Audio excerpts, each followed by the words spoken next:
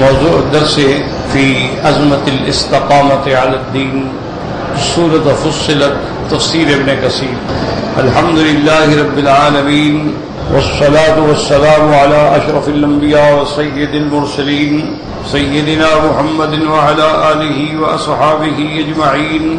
اللهم صل على سيدنا محمد وعلى آل سيدنا محمد كما صليت على إبراهيم وعلى آل إبراهيم في العالمين إنك حميد مجيد۔ أعوذ بالله من الشيطان الرجيم، بسم الله الرحمن الرحيم۔ إن الذين قالوا ربنا الله ثم استقاموا تتنزل عليهم الملائكة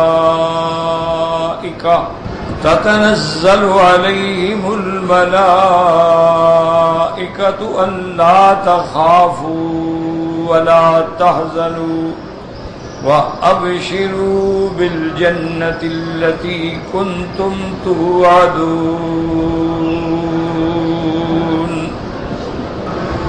نحن أولياؤكم في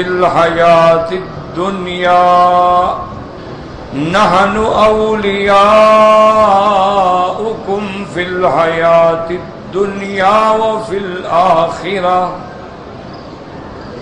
ولكم فيها ما تشتهي أنفسكم ولكم فيها ما تشتهي أنفسكم ولكم فيها ما تدعون۔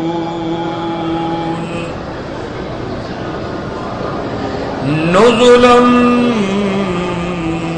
من غفور رحیم۔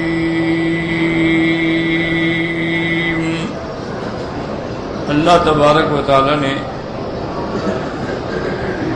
کلام مقدس کی ان آیات مبارکہ میں ذکر فرمایا ہے مومنین، خالصین، مخلصین کے بارے میں۔ جیسا آپ اس سے پہلے پڑھ چکے ہیں کہ اللہ نے احوال مشرکین کا بیان فرمایا، وَقَيَّدْنَا لَهُمْ قُرَنَاءَ فَزَيَّنُوا لَهُمْ مَا بَيْنَ أَيْدِيهِمْ وَمَا خَلْفَهُمْ، تو وہ احوال تھا کافروں کے بارے میں۔ اب اللہ ذکر فرماتے ہیں مومنین کے بارے میں، اور یہ سنت اللہ ہے پورے قرآن میں کہ جہاں ذکر آئے گا کافروں کا وہاں مومنوں کا بھی ذکر آئے گا، جہاں ذکر آئے گا اہل جہنم کا تو وہاں اہل جنت کا بھی ذکر آئے گا، کیونکہ جب چیزیں متقابل ہوتی ہیں تو زیادہ بات واضح ہو جاتی کہ یہ مومن ہے، یہ کافر ہے، یہ جنت ہے، یہ نار ہے، یہ حق ہے، یہ باطل ہے۔ تو الاشیاء تتباین بالاضداد۔ یہاں اللہ نے فرمایا کہ ان الذین قالوا ربنا اللہ ثم استقاموا، اللہ فرماتے ہیں وہ لوگ جنہوں نے اللہ کی الوہیت کا، ربوبیت کا اقرار کیا، ثم استقاموا کے بارے میں علماء فرماتے ہیں کہ اخلصوا لہ العمل، کہ پھر خالص اسی کی ذات کے لیے عمل کیا۔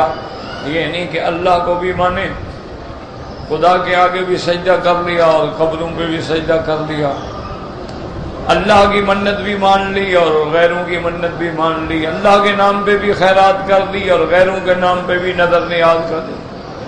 ثم استقاموا یعنی اخلصوا، عمل خالص اللہ کے۔ اور بعض مفسرین فرماتی ہیں کہ اس کا معنی یہ ہے کہ ان الذین قالوا ربنا اللہ ثم استقاموا یعنی الی ان ماتوا، کہ اللہ کی توحید اور ربوبیت کے اقرار کے بعد موت تک اسی پہ جمے رہے۔ یہ نہیں ہے کہ میرے مسلمان ہوئے پھر کافر ہو گئے، پھر مرتد ہو گئے، پھر تبدیل ہو گئے، نہیں، جو اقرار کیا تھا پھر اسی پہ جم گئے اور ساری زندگی اسی پہ گزار گئے۔ ان الذين قالوا ربنا الله ثم استقاموا. اس لیے بزرگان کے ہاں یاد رکھو محاورہ ہے کہ الاستقامت فوق الکرامت. وہ کہتے ہیں بزرگوں کی کرامت دکھانے سے بڑی بات جو ہے استقامت ہے.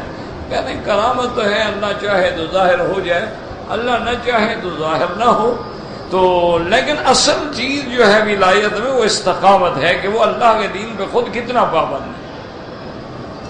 جیسے کہ علماء نے ایک واقعہ لکھا ہے کہ کسی اللہ والے کی خدمت میں کچھ بندے آئے بیعت ہونے کے لیے. ایک دو دن ٹھہرے، پھر اجازت مانگی. انہوں نے پوچھا بھائی کیوں آئے تھے، کیسے آئے، کیسے جا رہے ہو؟ انہوں نے کہا حضرت ہم نے آپ کا نام سنا تھا اور ہمیں شوق ہوا کہ آپ سے بیعت کریں، تو ہم آپ کی خدمت میں آئے، یہاں 2 دن رہے ہیں. ہم نے تو کوئی آپ کی کرامت، کوئی بزرگی نہیں دیکھی، تو اس لیے پھر دل پہ اثر نہیں ہوا. اس کی وجہ یہ ہے نا، یہ عام لوگ جو ہیں وہ سمجھتے ہیں کہ بھئی اللہ والا وہی ہوتا ہے جو کرامتیں دکھائے. تو یہ سوچ ہی غلط ہے.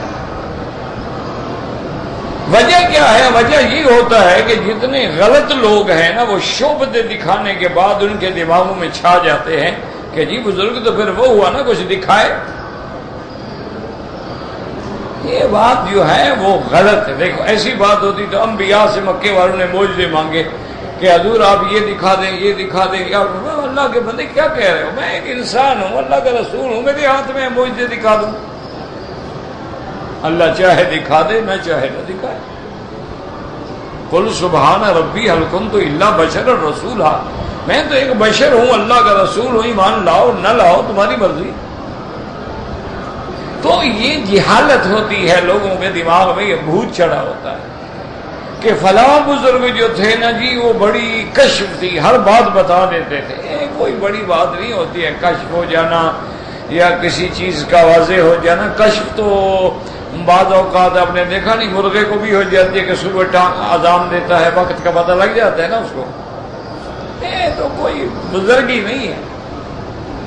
بزرگی کا معنی یہ ہے کہ وہ متبع سنت محمد مصطفیٰ، یہ ولایت.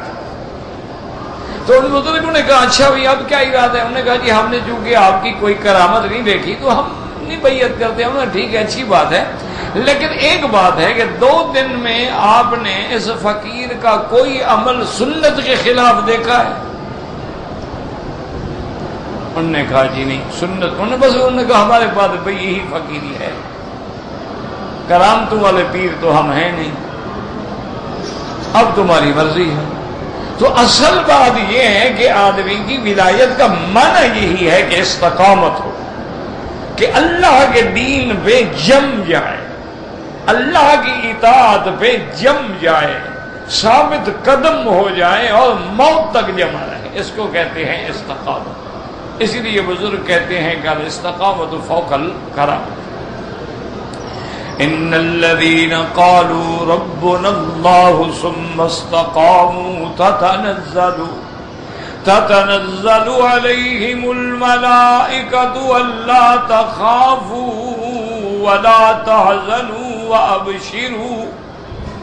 اللہ تبارک و تعالیٰ فرماتے ہیں پھر ہم ان پہ اتارتے ہیں، ان پہ بھیجتے ہیں اپنے فرشتے، اور وہ فرشتے ان کو آ کے کہتے ہیں اللہ تخافوا کہ ڈر بھی نہ کرو، ولا تحزنوا اور غم بھی نہ کرو، وابشروا بالجنت اور مبارک و خوش ہو جاؤ جنت سے، وہ جو اللہ نے تم سے وعدہ کیا ہوا ہے.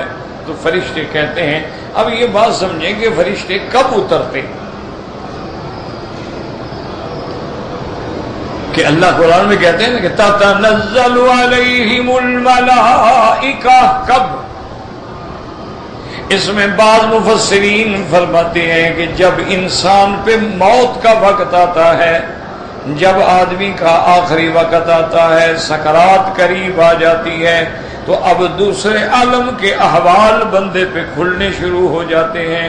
اس وقت اگر ایمان والا ہے تو رحمت کے فرشتے آتے ہیں، ملک الموت کے ساتھ جو ٹیم ہوتی ہے وہ رحمت کے فرشتوں کی ہوتی ہے، اور وہ مومن کو آ کے خوشخبری بھی دیتے ہیں اور مومن کو خطاب بھی کرتے ہیں کہ ایتھا الروح الطیب فی الجسد الطیب فاخرجی الی روح وریحان ورب غیر غضبان۔ وہ کہتے ہیں روح مبارک بدن میں، اب چلو اللہ کی رحمتوں کی طرف، اللہ تم پہ ناراض نہیں ہے۔ تو وہ ملائکہ کو دیکھتا ہے، ملائکہ کی باتوں کو سمجھتا ہے، سنتا ہے، اس کے پاس آتے ہیں جب موت کی گھڑی قریب آ جاتی ہے، اس پر یہ کشف ہو جاتا ہے۔ اب ایسے تو ہم نہیں دیکھ سکتے نا، جب موت کا وقت آتا ہے تو اب دنیا کا آخری وقت ہے اور عالم آخرت کا پہلا وقت ہے، تو اللہ پردے کھول دیتے ہیں، پھر آدمی کو رحمت کے فرشتے نظر آتے ہیں، اور اگر کافر ہے مشرک ہے تو اس کے لیے ملائکۃ العذاب آ جاتے ہیں، اللہ کے فرشتے آتے ہیں عذاب دینے والے، اور وہ مخاطب بھی کرتے ہیں کہ یا ایتھا الروح الخبیثۃ فی الجسد الخبیث، اے گندی روح گندے بدن میں، فخرجی، نکل اپنے بدن سے اس رب کی طرف جو رب تجھ پہ ناراض ہے۔ تو اس کو اس طرح خطاب کرتے ہیں۔ تو اسی لیے علماء نے فرمایا کہ یہ فرشتوں کا آنا جو ہے موت کے وقت ہوتا ہے ایک۔ دوسرا قول مفسرین فرماتے ہیں تتنزل علیہم الملائکۃ الا تخافوا ولا تحزنوا، یہ فرشتے اس وقت آتے ہیں جب بندہ قبروں سے کھڑے ہو جائیں گے، جب اللہ تبارک و تعالیٰ کے حکم سے سور پھونکا جائے گا، وَنُفِخَ فِي الصُّورِ فَصَعِقَ مَن فِي السَّمَاوَاتِ وَمَن فِي الْأَرْضِ إِلَّا مَن شَاءَ اللَّهُ ثُمَّ نُفِخَ فِيهِ أُخْرَىٰ فَإِذَا هُمْ قِيَامٌ يَنظُرُونَ، اور جب آدمی اپنے قبروں سے کھڑے ہوں گے تو فرشتے آ جائیں گے، کہیں گے کوئی غم نہ کرو، جو بھی تمہارے نسلیں ان کا بھی غم نہ کرو، اپنا بھی غم نہ کرو، اور جنت تمہارے لیے اللہ نے تیار رکھی ہے، جو وعدہ کیا ہے، خوش ہو جاؤ۔ تو اب یہ دو قول ہو گئے، ایک قول تو ہوا کہ وہ موت کے وقت آتے ہیں، دوسرا قول یہ ہے کہ جب بندہ مرنے کے بعد کھڑا ہوگا قبروں سے تو فرشتے اس وقت آ کے کہتے ہیں، اور بعض علماء فرماتے ہیں تیسرا قول یہ ہے کہ بندوں کو جب اللہ کی طرف سے حکم مل جائے گا ادخلوها بسلام، اے میرے بندو اب تم سلامتی کے ساتھ جنت میں داخل ہو جاؤ۔ اسی طرح اللہ تبارک و تعالی قرآن میں دوسری جگہ فرماتے ہیں وَسِيقَ الَّذِينَ اتَّقَوْا رَبَّهُمْ إِلَى الْجَنَّةِ زُمَرًا حَتَّى إِذَا جَاءُوهَا وَفُتِحَتْ أَبْوَابُهَا قَالَ لَهُمْ خَزَنَتُهَا سلام علیکم طبتم فادخلوها خالدین، کہ اس وقت اللہ تبارک و تعالیٰ کے فرشتے کہیں گے سلام ہو سلام ہو۔ وہ کہتے ہیں کہ جب جنت میں جانے کا وقت آئے گا فرشتے آگے استقبال کریں گے، کہیں گے جناب چلیں آپ جنت میں داخل ہو جائیں، اللہ نے آپ کے لیے بڑی عظیم نعمتیں جو ہیں وہ تیار کر رکھی ہیں۔ تو فرشتے آتے ہیں، اور بعض علماء فرماتے ہیں کہ جب جنت میں اہل جنت جو ہیں اللہ کے حکم سے داخل ہو جائیں گے، اب جتنے ان کے محلات کے دروازے ہیں ملائکہ کی فوجوں کی فوجیں آ رہی ہیں سلام کے لیے، والملائکۃ یدخلون علیہم من کل باب سلام علیکم بما صبرتم فَالنِّعْمَ عُقْبَى الدَّارِ، اللہ کے فرشتے آئیں گے سلام کریں گے مومن پہ۔ یاد رکھو سلام کے دو معنی ہوتے ہیں، ایک تو سلام کا معنی یہ ہے کہ ہر مصیبت سے سلامتی ہو گئی تمہارے لیے، یا سلام کا معنی یہ ہے کہ اللہ کا نام ہے السلام، اللہ تعالیٰ کی طرف سے تم پہ رحمت ہو اور سلامتی ہو، دونوں معنی جو ہیں قریب ہیں۔ اور بعض علماء فرماتے ہیں یہ سارے قول بالکل ٹھیک ہے، ملائکہ موت کے وقت بھی آئیں گے، قبروں کے نکلنے کے وقت بھی آئیں گے، جنت میں لے جانے کے لیے بھی آئیں گے، جنت میں داخل ہونے کے بعد مومنین کو سلام کرنے کے لیے بھی آئیں گے۔ مگر ساری باتیں ٹھیک ہیں، اللہ مومنوں کا اکرام کریں گے، اعزاز دیں گے، عزت دیں گے، شان دیں گے۔ آپ دیکھتے نہیں ہیں کہ اب بھی کوئی بڑا مہمان آنے والا ہو تو ایئرپورٹ پہ بھی استقبال ہو رہا ہے، پھر محل میں بھی استقبال ہو رہا ہے، پھر دعوتوں میں بھی استقبال ہو رہا ہے، تو ہر جگہ استقبال ہوتا ہے، کوئی کہاں مل رہا ہے کوئی کہاں یہی مومن کی شان ہوگی کہ اب ان الذین قالوا ربنا اللہ ثم استقاموا تتنزل علیہم الملائکہ الا تخافوا ولا تحزنوا وَأَبْشِرُوا بِالْجَنَّةِ الَّتِي كُنْتُمْ تُوعَدُونَ۔ یاد رکھا، اب اس میں دو باتیں سمجھنے والی۔ بعض علماء فرماتے ہیں کہ واقعہ جب ملائکہ آتے ہیں کیا بندہ ان کو دیکھتا ہے حقیقتاً یا نہیں دیکھتا ہے؟ بعض علماء فرماتے ہیں دیکھنا ضروری نہیں ہے، ملائکہ کہہ رہے ہوتے ہیں گو وہ نہیں دیکھ رہا، گو وہ نہیں سمجھ رہا ہے، لیکن ملائکہ یہ باتیں کہہ رہے ہوتے ہیں، لیکن وہ ملائکہ کو نہیں دیکھ سکتا ہے۔ اور بعض علماء فرماتے ہیں کہ نہیں، اللہ تبارک و تعالی مومنین کو جب ان کی موت کا وقت آتا ہے اور جب وہ عالم آخرت کی طرف قدم رکھ رہے ہیں، اس لیے کہ اب دنیا میں آخری دن ہے اور عالم آخرت کا پہلا دن، وَالْتَفَّتِ السَّاقُ بِالسَّاقِ إِلَىٰ رَبِّكَ يَوْمَئِذٍ الْمَسَاقُ۔ بعض علماء فرماتے ہیں وَالْتَفَّتِ السَّاقُ بِالسَّاقِ، جب پنڈلی سے ٹکراتی ہے، کیا بنا سانس نکل گئی، اب ٹانگیں ہلا تو نہیں سکتا نا، بڑی ہوئی ہے۔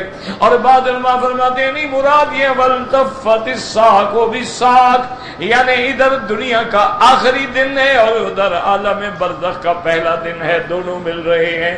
اب بندہ دوسرے عالم کی طرف جا رہا ہے تو یہاں تو نہیں دیکھ سکتا نا، لیکن جب دوسرے عالم میں جائیں گے تو سب کچھ سامنے آ جائے گا، حتیٰ کہ جنت دکھلائی جائے گی، اس کو جہنم بھی دکھلائی جائے گی، سب چیزیں بندے کے سامنے آ جائیں گی، وہ اپنے آنکھوں سے دیکھ رہے ہو۔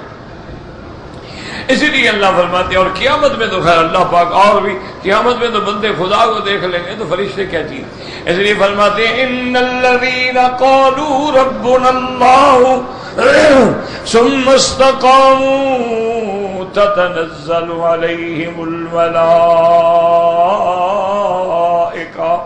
اب جناب فرماتی ہیں بعض مفسر رحمت اللہ علیہ کہ دیکھو اللہ تبارک و تعالی نے کتنی آسانی کر دی ہے، کتنی نرمی کر دی ہے اپنے بندوں پہ کہ ان الذین قالوا ربنا اللہ، جنہوں نے بھی اقرار کیا لا الہ الا اللہ، پھر اسی پہ جمے رہے موت تک۔ اسی طرح حضرت عمر رضی اللہ تعالیٰ عنہ ایک دفعہ منبر پہ کھڑے ہوئے اور آپ نے فرمایا ان الذین قالوا ربنا اللہ ثم استقاموا، کہنے لگے ثم استقاموا کا معنی اللہ کی توحید کا اقرار کیا، کلمہ شہادت کا اقرار کیا، پھر اس پہ جم گئے۔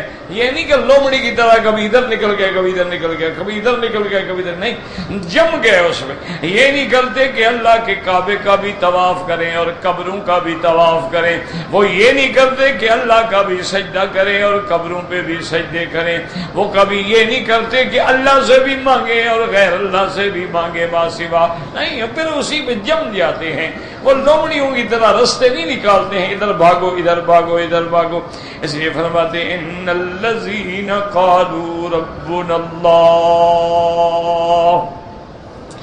اسی طرح ایک حدیث میں آتا ہے کہ ایک آدمی نے حضور پاک صلی اللہ علیہ وسلم کی خدمت میں آیا، آگے کہنے لگا یا رسول اللہ یا مرنی بالاسلام، مرنی بالاسلام، مجھے کوئی ایسا اسلام میں مسئلہ سمجھا دے۔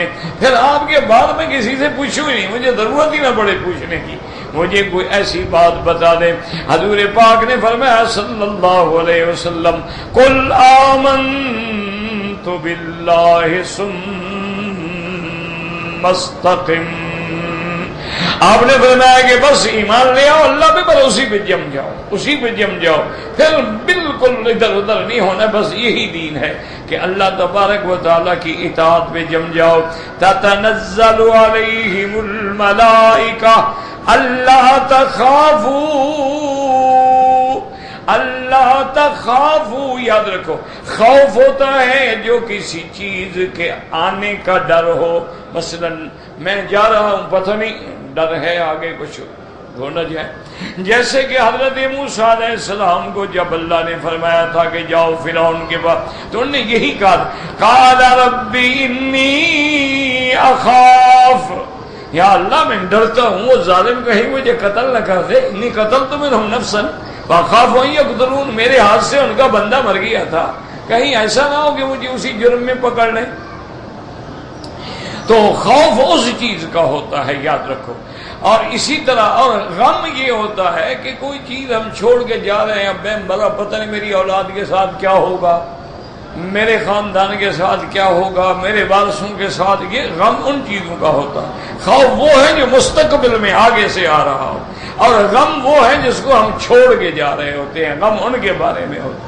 اور بعض علماء فرماتے ہیں کہ خوف اپنے بارے میں ہوتا ہے، غم دوسروں کے بارے میں ہوتا ہے.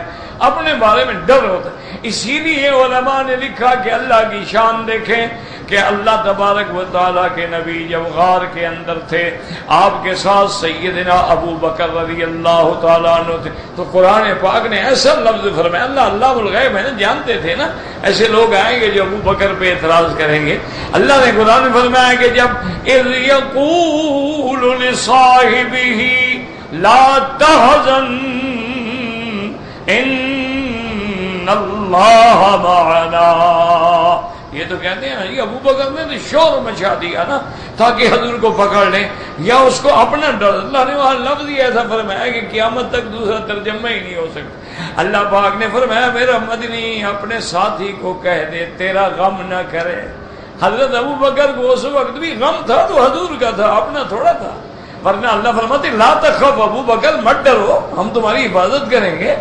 نہیں، اللہ نے فرمایا لا تحزن، میرے مدنی کا غم نہ کرو، میں جو تمہارے ساتھ ہوں. اذ یقول لصاحبہ لا تحزن ان اللہ معنا. اسی طرح قرآن حضرت موسیٰ علیہ السلام جب بچے ہیں، بی بی ڈر رہی ہے کہ دشمن آ کے میرے بچے کو ذبح کر دیں گے اور پھر مجھے بھی پکڑ لیں گے کہ تم نے کیوں چھپایا کہ تمہارے گھر میں بچہ پیدا ہوا ہے. تو اللہ کیا فرماتے ہیں، وَأَوْحَيْنَا إِلَىٰ أُمِّ مُوسَىٰ أَنْ أَرْضِعِيهِ، اپنے بچے کو دودھ پلا لو. فَإِذَا خِفْتِ إِلَيْهِ فَأَلْقِيهِ فِي الْيَمِّ، اور جب اس پہ تمہیں ڈر معلوم ہو کہ اب دشمن آ رہے ہیں، جلدی سے صندوق میں ڈال کے دریا میں ڈال دو. لا تخافی، تم اپنا بھی کوئی ڈر نہ کرو، تمہیں بھی کچھ نہیں ہوگا. ولا تحزنی، اور میرے موسیٰ کا بھی غم نہ کرو، کوئی فکر نہ کرو، میں سب سنبھال لوں گا. انا رادوہ الیک وجاعلوہ من المرسلین. تو یاد رکھو ایک لفظ خوف ہے، ایک لفظ حزن ہے. تو اچھا اسی طرح ایک لفظ خوف ہے اور ایک لفظ خشیہ ہے. یاد رکھو قرآن پاک میں کہیں آتا ہے خوف، کہیں آتا ہے خشیہ. انما یخشی اللہ من عبادہ العلماء، اللہ سے ڈرنے والے تو عالم ہوتے ہیں، جو علم ہی نہ ہو تو ڈرے گا کیا. اور دوسری جگہ فرماتے ہیں وَهُم مِّن خَشْيَةِ رَبِّهِم مُشْفِقُونَ. تو یاد رکھیں خوف کا معنی یہ ہوتا ہے کہ آنے والا زیادہ طاقتور ہے، میں کمزور ہوں، مجھے نقصان پہنچائے گا، مجھے ڈر ہے یار دشمن بڑا قوی ہے، بڑا زور والا ہے، مجھے مار دے گا. ایک ہوتی ہے خشیت، وہ خشیت میں بڑے چھوٹے کی بات نہیں ہوتی ہے، زور کمزور کی بات نہیں ہوتی، وہ عظمت کا ڈر ہوتا ہے، عظمت شان کا ڈر ہوتا ہے. جیسے اللہ فرماتے ہیں لو انزلنا هذا القرآن على جبل لرأيته خاشعا متصدعا من خشیت اللہ. اگر ہم اپنے قرآن کو پہاڑوں پہ اتارتے تو پہاڑ ریزہ ریزہ ہو جاتا. کیوں؟ اب پہاڑ یہ تھوڑا ہے کہ کمزور ہے، معنی یہ ہے کہ پہاڑ اس عظمت سے کہ یا اللہ ہم تو تیرے کلام کا بوجھ نہیں برداشت کر سکتے ہیں. تو وہ خشیت ہوتی ہے جو بربنائے عظمت ہوتی ہے. اب دیکھیں نا کہ آدمی سانپ آ جائے تو ڈرتا ہے، استاد بھی آ جائے تو ڈرتا ہے. استاد سانپ تو نہیں ہوتا، استاد کی دل میں ہیبت و عظمت ہوتی ہے. اور سام کا دل میں خوف ہوتا ہے کہ مجھے نقصان نہ پہنچا دے. تو دونوں میں فرق ہوتا ہے. اس لیے یہاں فرشتے دونوں باتیں کریں گے.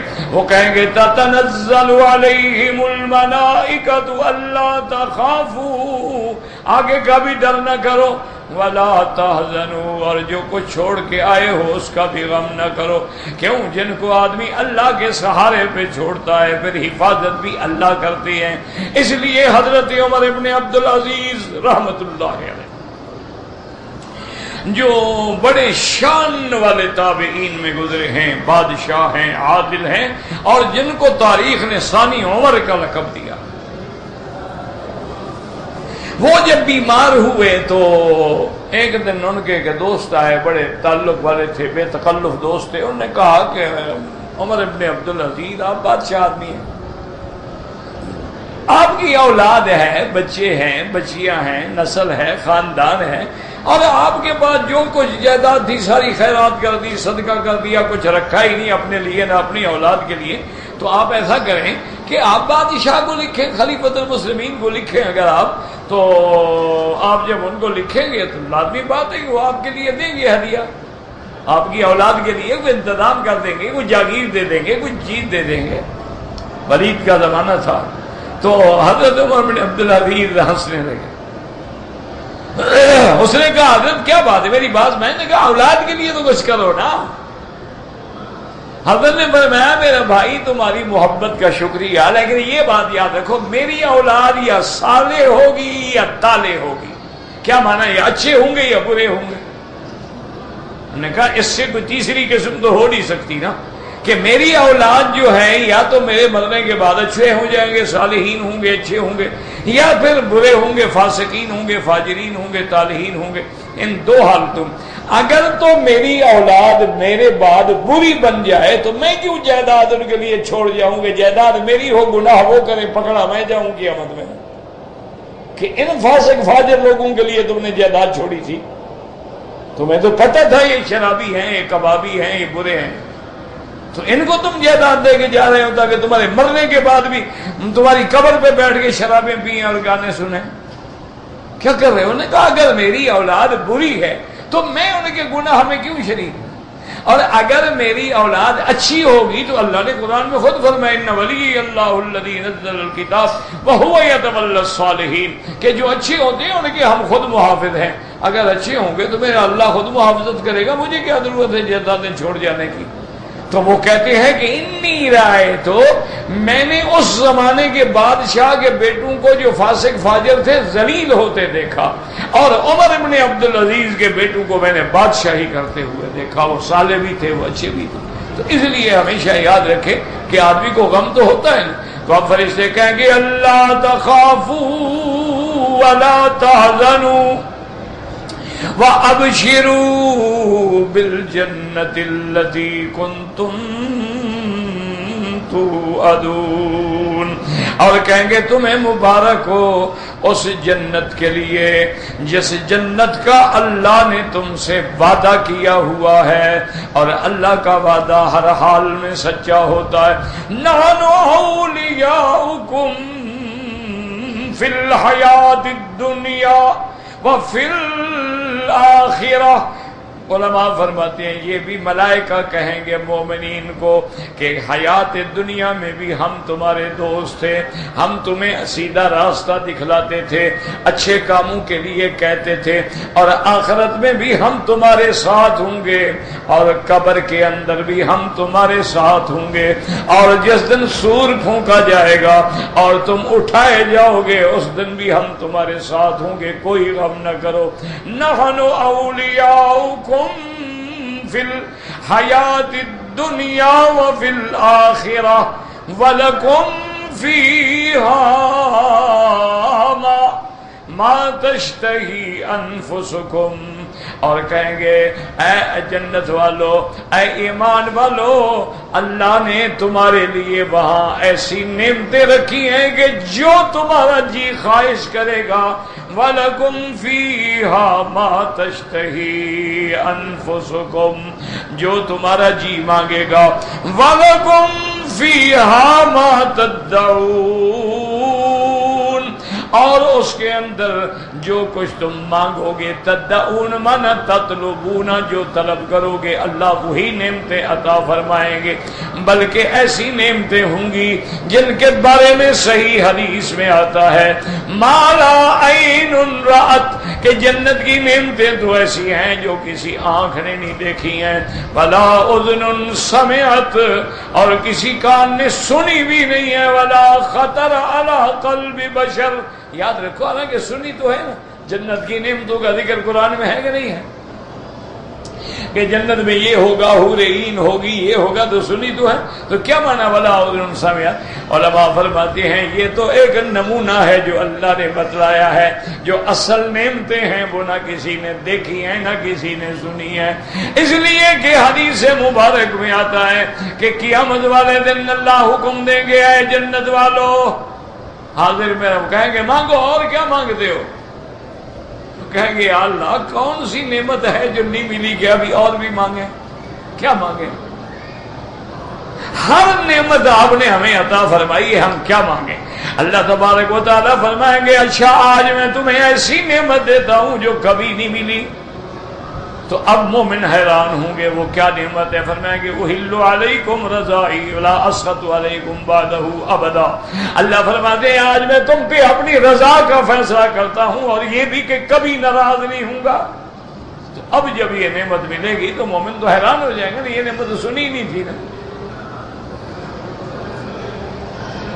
اور اسی طرح اللہ تبارک و تعالیٰ فرماتی ہے کہ ایک وقت ایسا بھی آئے گا کہ جب ملائکہ سلام کرتے ہیں، اور ایک وقت آئے گا جب اللہ سلام کے سلام قولا من رب الرحیم، اللہ اپنے بندوں پہ سلام کریں گے، اس سے بڑی کوئی بات ہے؟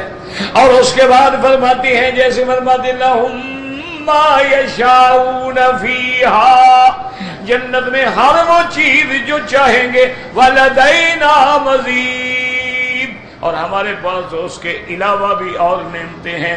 علماء فرماتے ہیں اس کے علاوہ وہ نعمت کیا ہے؟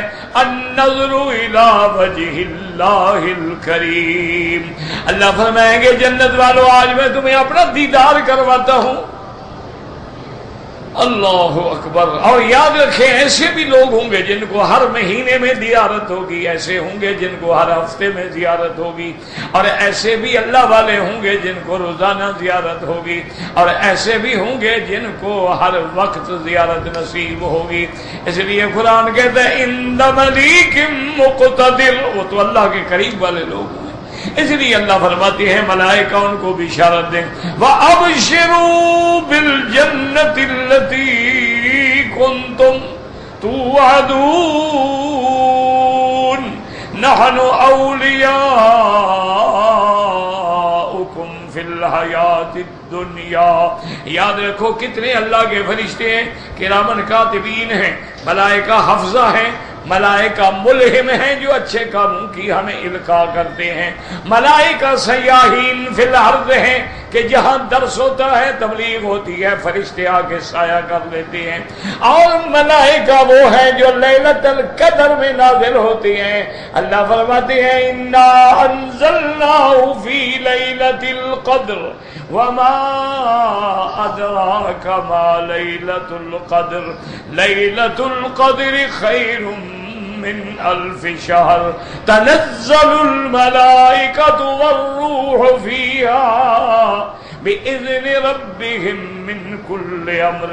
اللہ کے فرشتے اتر رہے ہیں، ساری رات اترتے رہتے ہیں فرشتے، آ رہے ہیں جا رہے ہیں اور مبارکباد دے رہے ہیں۔ اور اسی طرح وہ بھی فرشتے ہیں کہ جو رات کو بھی ڈیوٹی پہ ہیں، اور وہ بھی فرشتے ہیں جو دن کو بھی ڈیوٹی ہیں۔ اسی لیے ہے نا کہ فجر کا وقت جو ہے مشہود ہے، ان قرآن الفجر کان مشہودا، کیوں؟ رات والے اور دن والے دونوں فرشتے اکٹھے ہوتے ہیں، اور رات والے پھر چلے جاتے ہیں، دن والے اپنی ڈیوٹی سنبھال لیتے ہیں۔ تو کتنے اللہ کے، اس لیے کہیں گے نحن اولیاؤکم فی الحیات الدنیا وفی الآخرہ، اور ہماری پکی دوستی ہے، ہم دنیا میں بھی تمہارے ساتھ، مرنے کے بعد قبر میں بھی تمہارے ساتھ۔ فرشتے آئیں گے نا، امتحان ہوگا، سوال جواب ہوگا، اس کے بعد فرشتے کہیں گے نا بھی اب سو جاؤ، مزے کرو، آرام سے سو جاؤ۔ اب اللہ تبارک و تعالیٰ تمہیں پھر خود قیامت ہے، اب اس کے بعد فرماتی ہے کہ پھر جب قیامت قبر سے اٹھو گے تو ہم تمہارے ساتھ، پھر جب میدان محشر میں جاؤ گے ہم تمہارے ساتھ، پھر اللہ جب حکم دے گے ان کو جنت میں پہنچاؤ تو ہم تمہارے ساتھ، ہم تو تمہارے ساتھ ہی ہیں۔ وَلَكُمْ فِيهَا مَا تَشْتَهِي أَنفُسُكُمْ وَلَكُمْ فِيهَا مَا تَدَّعُونَ نُزُلًا مِّن غَفُورٍ رَّحِيمٍ۔ یہ جنت کی نعمتیں مہمانی ہیں اس رب کی جو بخشنے والا ہے اور اس رب کی جو نہایت مہربان ہے۔ اللہم ادخلنا الجنت والفردوس الاعلی، یا اللہ ہم سب کو جنت الفردوس الاعلی نصیب فرما۔ اشفنا اشف مرضانا وارحم موتانا واستجب دعانا ولا تخيب رجاءنا برحمتك یا ارحم الراحمین۔ کہتے جی کہ ہمارے ملک میں انڈیا میں لوگ والدین جو ہیں اپنے لڑکیوں کے لیے رشتے ڈھونڈنے میں 20 سال لگا دیتے ہیں کہ لڑکا انجینئر ہو اور ڈاکٹر ہو اور تنخواہ اتنا ہو اور فلاں اتنا ہو۔ تو یاد رکھو یہ تو ویسے بھی شریعت میں ظلم ہے، ظلم۔ کیوں؟ اصولی بات ہے، دیکھو نا، اگر 1 کروڑ لڑکی ہو تو 1 کروڑ تو ڈاکٹر نہیں ہوگا نا، 1 کروڑ انجینئر ہوگا، تو بیوقوفی کی بات۔ اور دوسری بات یہ ہے حضور نے جو فرمایا ہے نا، یاد رکھو کہ جب تک امت محمد مصطفیٰ اپنے نبی پاک کے فرمان پہ نہیں چلے گی اس وقت تک تباہی ہو جائے گی۔ حضور نے فرمایا کہ جب تمہارے پاس کوئی رشتہ لینے کے لیے آئے، ممن ترضون دینہ، جس کا دین تمہیں پسند ہے کہ یہ بندہ مسلمان ہے، نمازی ہے، بس ٹھیک ہے۔ اگر تم نے ایسے لوگوں کو رشتہ نہ دیا، حضور نے فرمایا پھر انتظار کرو، پھر فتنے پھوٹ پڑے۔ اسی لیے حضور نے فرمایا کہ جب آدمی لڑکی تلاش کرتا ہے، اما لحسبها اما لنسبها وجمالها اما لدینها، یا تو دیکھتا ہے کہ جی بڑے خاندان کی لڑکی ہے، میرا نام ہو جائے گا نا، فلاں خان کی لڑکی سے شادی کی، یا یہ ہے کہ جی لڑکی جو ہے وہ بڑی ملکہ حسن و جمال ہے، اور حضور نے فرمایا یا دیکھتا ہے کہ لڑکی حسین تو اتنا نہیں ہے، بڑی آدمی کی لیکن دین والی، آپ نے فرمایا فاختر ذات الدین، آپ نے فرمایا اللہ کے بندے تم دین والی لڑکی پسند کرو۔ کیوں؟ جمال ہے، آج ہے جمال، بیماری آ گئی جمال ختم، کیا کرو گے؟ آج ہے خاندان، لیکن خاندان سے کوئی غلطی ہو گئی، تباہی ہو گئی، کل جو کرسی پہ بیٹھے تھے آج جیل میں بیٹھے ہوتے۔ تو اصل بات یہ ہے کہ لڑکی میں بھی دین تلاش کریں اور لڑکے میں بھی دین تلاش کریں۔ اور دوسری بات یہ ہوتی ہے کہ استخارہ کر لیں گے یہ رشتہ ہمارے لیے بہتر ہے کہ نہیں ہے، 1 رات 2 رات 3 رات 7 رات تک استخارہ، جو خیر ہوگی اللہ پہ چھوڑ دیں۔ یہ تلاش کرنا کہ ڈاکٹر ہو اور فلان ہو اور تنخواہ یہ ہو، اور پھر وہ لڑکے بھی کہتے ہیں کہ جناب جہیز یہ ہو، ہم آپ کی لڑکی سے تب شادی کریں گے کہ جہیز میں آپ گاڑی دیں، کار دیں، آپ سارے گھر کا سامان دیں، فرنیچر دیں، آپ یہ دیں اور یہ دیں اور یہ دیں۔ یہ کوئی شادی تو نہیں ہے، تو بزنس ہے، کاروبار ہے، دکان کھولنے اچھا ہے کہ ابھی میں نے لڑکی بیچنی ہے اتنے پیسوں سے، وہ کہے جناب میں نے لڑکا بیچنا ہے اتنے پیسے لے آؤ۔ دکان ہے، دکانداری کریں، یہ رشتہ داری تو نہیں ہے۔ بہرحال یہ بہت بڑا گناہ ہے۔ سب سے بڑی بات یہ ہے کہ دین والوں کو ترجیح دیں۔ یہی وجہ ہوتی تھی نا کہ جی پہلے بڑے بڑے تاجر، بڑے بڑے اچھے لوگ مدرسوں میں آ جاتے تھے، ہمارے اساتذہ کے پاس آ جاتے تھے، حضرت میری لڑکی جوان ہو گئی ہے، آپ کے طلباء میں کوئی دین والا کوئی اچھا لڑکا ہو تو رشتہ کر دیں۔ اچھا وہ طالب ہے بیچارہ چٹائیوں پہ سونے والا جس کے پاس روٹی نہیں۔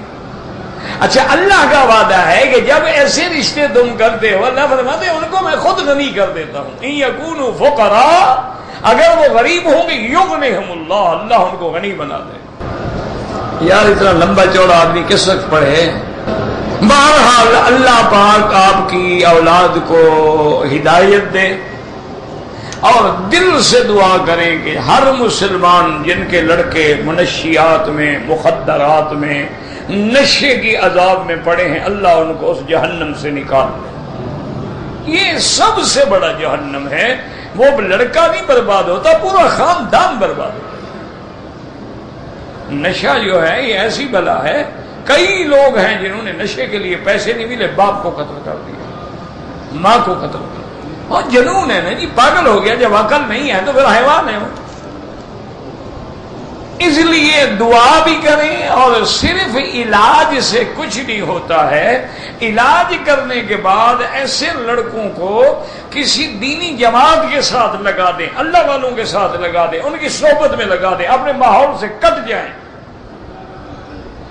اور اللہ والوں کی صحبت میں آ جائیں 2 مہینے 4 مہینے 6 مہینے سال کے لیے، تاکہ ان کے دماغوں سے وہ جو فتنہ ہے، خناس ہے، وہ جو بری صحبت ہے وہ ہٹ جائے ہمیشہ کے، پھر بچیں گے۔ ورنہ ایک دفعہ آپ علاج کرائیں گے وہ ٹھیک ہو جائے گا، دوسرے دن پھر شروع کر دیں۔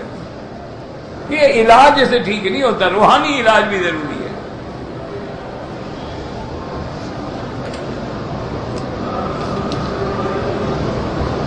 بہرحال مجھے ملے گا، اللہ سب بچوں کے، میں سب کے لیے، اپنے لیے، اپنے بچوں کے لیے، آپ کے لیے، سب کے لیے دعا کرتا ہوں۔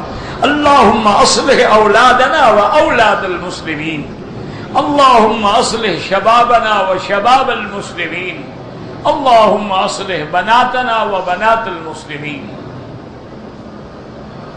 ہاں، موزہ جو ہے اس کے اوپر مسح کرنا، وضو نہیں، مسح کرنا جائز ہے۔ طریقہ یہ ہے کہ آپ پہلے وضو کریں، وضو کرنے کے بعد یہی نیت کر کے موزہ پہن لیں کہ آئندہ میں اس پہ مسح کروں گا۔ فرق اتنا ہے کہ امام ابو حنیفہ فرماتے ہیں موزہ وہ ہوتا ہے جو چمڑے کا بنا ہو، یا اوپر چمڑا ہے نیچے، یا نیچے چمڑا ہے اوپر کا، لیکن ایسا ہو جس کے اندر پانی سرایت نہ کرے۔ اگر پانی اندر چلا جائے گا تو پھر مسح کرنے کا فائدہ کیا ہوا؟ لیکن حنابلہ کے نزدیک اس باریک جراب پر بھی مسح کرنا جائز ہے۔ وہ کہتے ہیں کہ ظاہری لفظ حدیث مبارک کا جو جراب ہے لہذا ہر جراب پہ جائز ہے۔ امام صاحب فرماتے ہیں حضور کے زمانے میں جرابیں دیکھ لو، ویسی جراب پہ جائز ہے، تمہارے جیسی پہ جائز نہیں ہے۔ کہ حضور کے زمانے میں جراب یا موزہ کیسے ہوتا تھا؟ یہ نیلون کا بنا ہوا ہوتا تھا، مشین پہ، جیسے پاؤں بھی نظر آتا ہے، پاؤں کا رنگ بھی نظر آتا ہے۔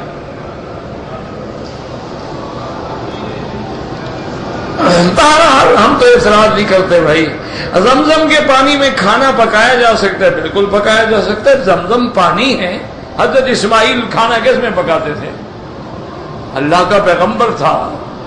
یہ تو علماء کہتے ہیں کہ جب دوسرا پانی موجود ہے تو آدمی پھر دوسرے کاموں میں کیوں لگائے؟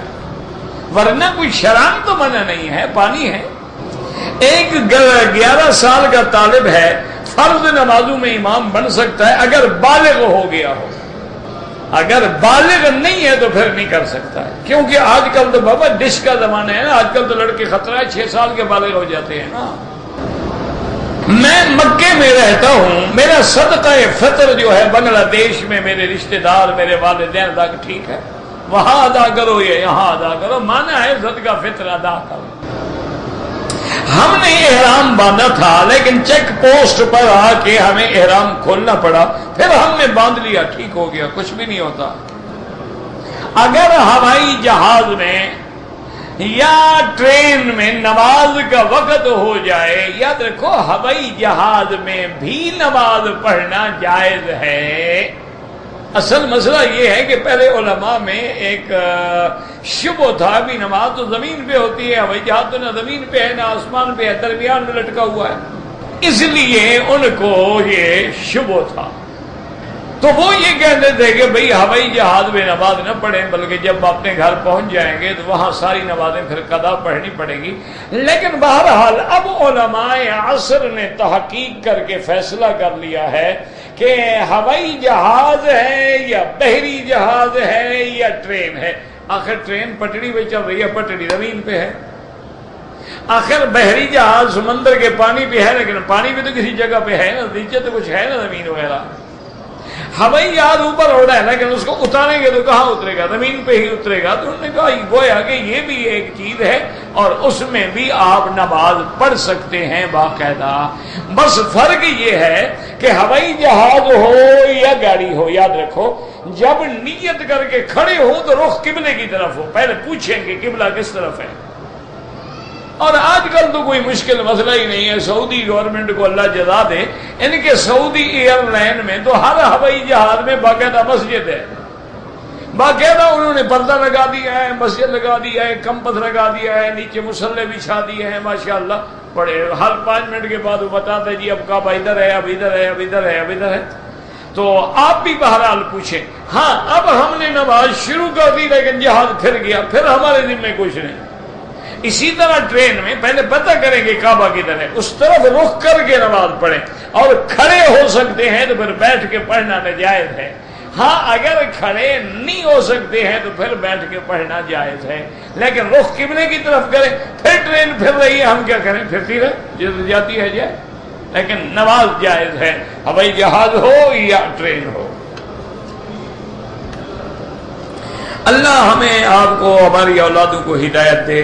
کہتے جی کہ اگر کوئی غیر مسلم ہے، مثلا جیسے انڈیا میں ہندو ہے، ہمسائے ہوتے ہیں، دوستی ہوتی ہے، وہ ہمیں کہتے ہیں کہ زمزم یا مدینے کی کھجور ہمارے لیے لے آئیں، تو کیا کوئی کافر جو ہے اس کو زمزم اور کھجور دے سکتے؟ ابو جہل کے بارے میں آپ کا کیا خیال ہے؟ وہ کافر تھا؟ نہیں. ابو جہل کے بارے میں آپ کا کیا خیال ہے؟ اس سے بڑا کٹا کافر کوئی ہے تو وہ زمزم نہیں پیتا تھا. اچھا مدینے میں جتنے یہودی تھے یا جتنے منافقین تھے، سب سے بڑے باغ تو ان کے تھے کھجوروں کے، وہ مدینے کی کھجوریں نہیں کھاتے تھے. بنو نذیر ہیں، بنی قریظہ ہیں، بنی قینقاع ہیں، یہ سارے کیا کھاتے تھے؟ مدینے کی کھجوریں کھاتے تھے. تو یہ تو کسی جگہ مسئلہ نہیں لکھا ہوا کہ زمزم کافر نہیں پی سکتا یا آپ کافر کو نہیں دے سکتے. ہاں ایک بات یاد رکھو، بعض ایسے بدبخت ہوتے ہیں کہ توہین کرتے ہیں، ان کو نہ دے.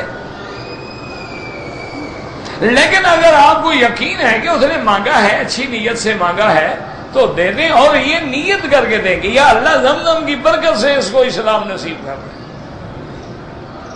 مدینے پاک کی اصل میں تو ہدیہ میرا بھائی ہوتے یہ 2 ہدیے ہیں، ایک زمزم اور مدینے منورہ کی کھجور. اس کے علاوہ تو کوئی ہدیہ نہیں. باقی تو چیزیں ساری باہر سے آتی ہیں، باقی چیزیں تو یہاں بنتی ہی نہیں ہیں. صرف یہ تو کہہ سکتے ہیں کہ ہوا لگ گئی. ہوا تو پھر حاجی کو بھی لگ جاتی ہے، جب واپس جا کے پھر زیادہ بےایمانی شروع کر دیتا ہے. تو بہرحال کہنا یہ ہے کہ آپ کافروں کو زمزم کھجور دے سکتے ہیں، بلکہ لے جائیں اور ہر حال میں دیں. انہوں نے نہ بھی مانگی ہو دیں، اور اسی نیت سے دیں گے یا اللہ تیرے نبی کا فرمان ہے کہ زمزم جس چیز کے لیے پیا جائے اس کے دل کو ایمان کی طرف پھیر دے. آپ تو قادر ہیں، اس کو اسلام نصیب فرما، کون سی مشکل ہے. تو اسی طرح کھجور ہے، یہ بہت بڑی نعمت ہے مدینہ منورہ کی کھجور. بھائی بزرگ تو اتنا احتیاط کرتے تھے نا، لوگوں نے کتابوں میں لکھا ہے، ہم نے تو پڑھا نہیں، کہ حضرت نانوتوی رحمت اللہ علیہ کے پاس کبھی کھجور آتی نا مدینے کی، تو اس زمانے میں تھوڑی کھجوریں آتی تھی، غریب لوگ ہوتے تھے، کہاں کھجور. اچھا 6 مہینے کا سفر ہوتا تھا، 3 مہینے تو سمندروں میں لگ جاتے تھے، دخانی جہازوں میں. ہوا آ گئی جہاز کھڑے ہو، ہوا چل پڑی جہاز چل پڑے. تو جب کھجور آتی وہ کسی کو ایک دانہ دیتے اور کہتے بھائی کھجور آپ کھا لیں، گٹھلیاں فقیر کو واپس کر دیں. تو ان گٹھلیوں کو وہ باقاعدہ سائے میں خشک کرنے کے بعد اس کو قطر کے مارت کے کوٹ کے بالکل اس کو چھوٹے چھوٹے ریلے بنا کے کبھی تو بطور چھالیاں کھا لیتے، اور کبھی بالکل اس کو آٹے کی طرح پیس کے سرمے میں ملا دیتے، کبھی دواؤں میں ملا دیتے. مدینے کی گٹھلی ہے. اچھا اب اللہ کی شان یہ ہے کہ اب دنیا کی علمی تحقیق بھی آ گئی ہے کہ جو کھجور کی گٹھلیوں کا معجون بناتے ہیں وہ دل کا علاج ہے، دل کی بیماریوں کا علاج ہے. اللہ عالم. میری شادی کو 14 سال ہو گئے ہیں، اولاد نہیں ہے، تو آپ جا کے پہلے چیک اپ تو کرائیں نا. یہ دعاؤں سے تو اولاد نہیں ہوتی. شادی نہ کرو اولاد ہو جائے گی دعا مانگنے سے. اب شادی کی ہے تو دونوں میاں بیوی، میڈیکل بڑا ایڈوانس ہو گیا ہے، چیک اپ کرائیں کہ نقص بیوی میں ہے یا خامد میں ہے. اچھا پھر جس کے اندر نقص ہے اس کا علاج کریں، ساتھ دعا بھی کریں کہ اللہ تبارک و تعالی ہمیں اولاد عطا فرمائے ہر مسلمان کو. اب یہ تو نہیں ہے نا کہ آپ دوا نہ کریں، علاج نہ کریں، یا ایک آدمی ہے اس کے اندر اللہ نے وہ مادہ جو رسومات رکھے ہی نہیں ہیں، کہاں سے اولاد ہو جائے گی؟ صلاۃ تسبیح جو ہے پڑھیں، ایک نفلی بھی عبادت ہے، اس کے لیے فضیلت ہے، کسی صحیح حدیث مبارک میں نہیں ہے، لیکن محدثین کے نزدیک فضائل اعمال میں ضعیف حدیث پر بھی عمل ہوتا ہے، عقیدہ ہو یا احکام ہو وہ الگ بات ہے، لیکن جب فضائل ہیں، کعبے کے فضائل، درود شریف کے فضائل، نماز کے فضائل، نفل کے فضائل، تہجد کے فضائل، ذکر اللہ کے فضائل، تو وہاں ضعیف احادیث بھی دی جاتی ہیں۔ اس لیے جتنی کتابیں ہیں ترغیب ترہیب کی، ان سب کے اندر یہ روایات موجود ہوتی ہیں۔ اسی طرح جتنی روایات ہیں کتابیں مناقب پر ہیں، ان میں بھی ساری روایات ہوتی ہیں۔ اللہم صلی علی سیدنا محمد وعلی آل سیدنا محمد وبارک وسلم۔